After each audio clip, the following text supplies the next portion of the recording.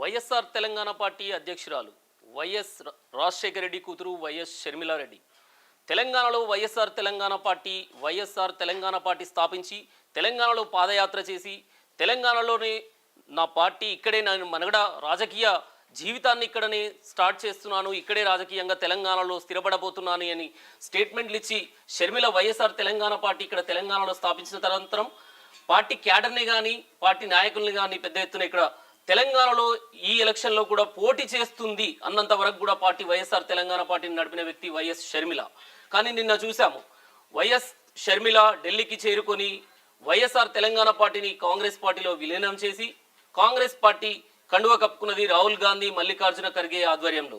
మొత్తానికి వైఎస్ షర్మిల కాంగ్రెస్ పార్టీలో పార్టీని విలీనం చేయడమే కాకుండా కాంగ్రెస్ పార్టీ కండువ కప్పుకోవడం ఎవరికి లాభం ఎవరికి నష్టం అని చూసుకున్నట్లయితే ప్రధానంగా ఏపీ రాష్ట్ర రాజకీయాల్లో ఏపీ రాజకీయంగా కొంత కుదుపుగా వినబడుతున్నా మొత్తానికి మాత్రం ఏపీలో కొంత హాట్ డిస్కషన్ నడుస్తున్నది. వైఎస్ షర్మిల ఏపీ రాజకీయాలపైన ప్రభావం చూపబోతుందా? అక్కడ ఎవరికి నష్టం జరుగుతుంది? కాంగ్రెస్ పార్టీలో చేరితే కాంగ్రెస్ పార్టీ పగ్గాలు గనక షర్మిలకు అప్పచెప్తే ఎలా ఉండబోతుంది? ఏపీలో ఎవరికి నష్టం జరుగుతుంది, ఎవరికి లాభం జరుగుతుంది అనే విషయాలను కొన్ని చూసుకున్నట్లయితే ప్రస్తుతం మనం ఇంకా ఢిల్లీలోనే ఉన్న వైఎస్ షర్మిల ఈరోజు మల్లికార్జున ఖర్గే నివాసంలో తనని గౌరవంతో భేటీ అయ్యి కొన్ని ఏపీ రాజకీయ పరిస్థితులపైన చర్చించినట్టుగా సమాచారం.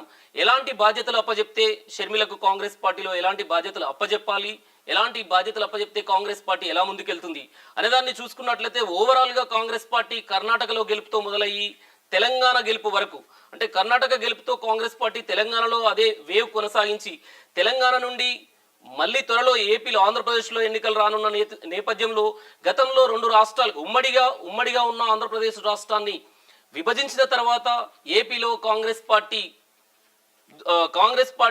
ఒక గ్రౌండ్ లెవెల్లో మొత్తానికి పడిపోయిన పరిస్థితి, ఏపీలో కాంగ్రెస్ పార్టీ కనుమరుగైన పరిస్థితి.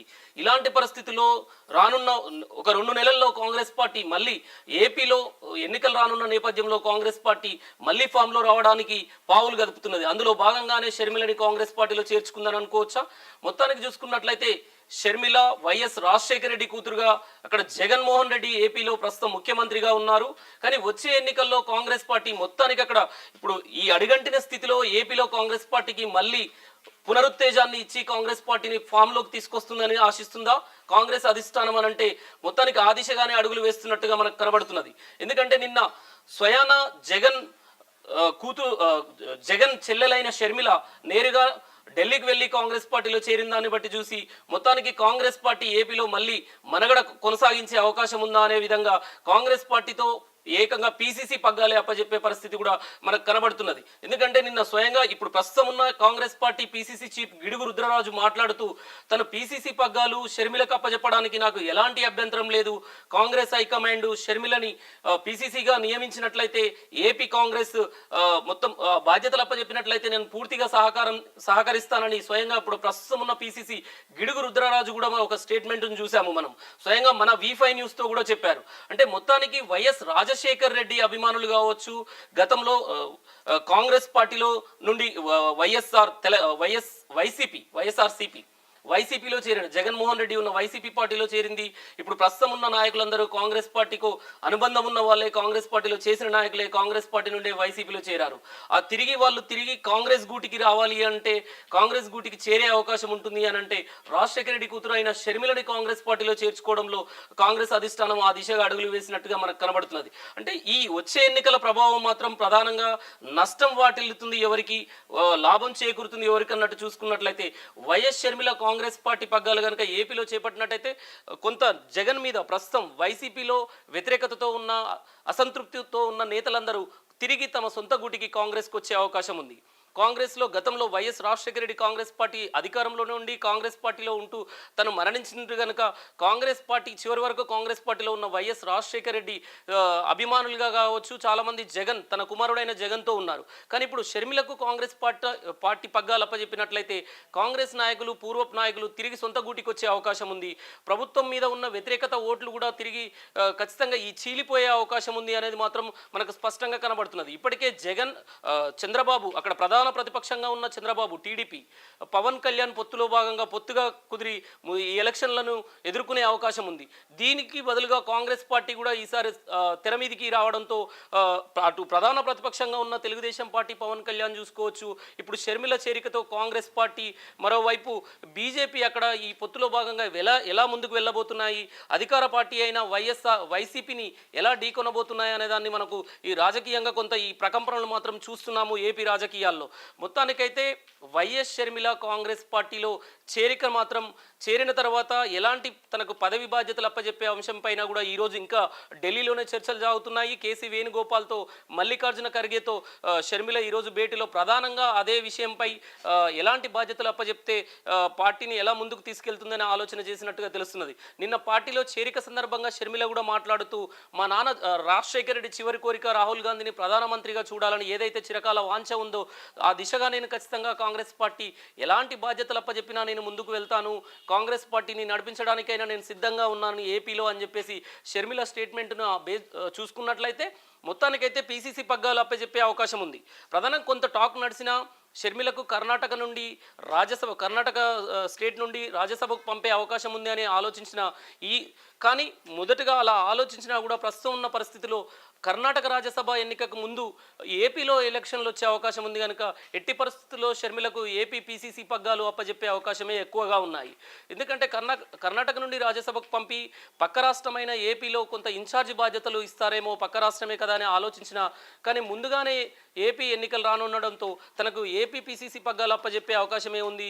ఏఐసీసీ అనేది కొంత జాతీయ కార్యవర్గంలో కూడా తీసుకుంటారని కొంత టాక్ నడిచిన ఎటు చూసినా ఫైనల్గా మాత్రం షర్మిలకు ఏపీలోనే ప్రధానమైన కాంగ్రెస్ పార్టీని నడిపించే బాధ్యతలు అప్పచెప్పే అవకాశం పైన స్వయంగా జాతీయ అధ్యక్షుడు ఖర్గే, కేసీ వేణుగోపాల్తో చర్చలు జరిపినట్టుగా తెలుస్తున్నది. మరి రేపు మరో 2 రోజుల్లో ఈ తుది నిర్ణయం కూడా వెలువడే అవకాశం ఉంది.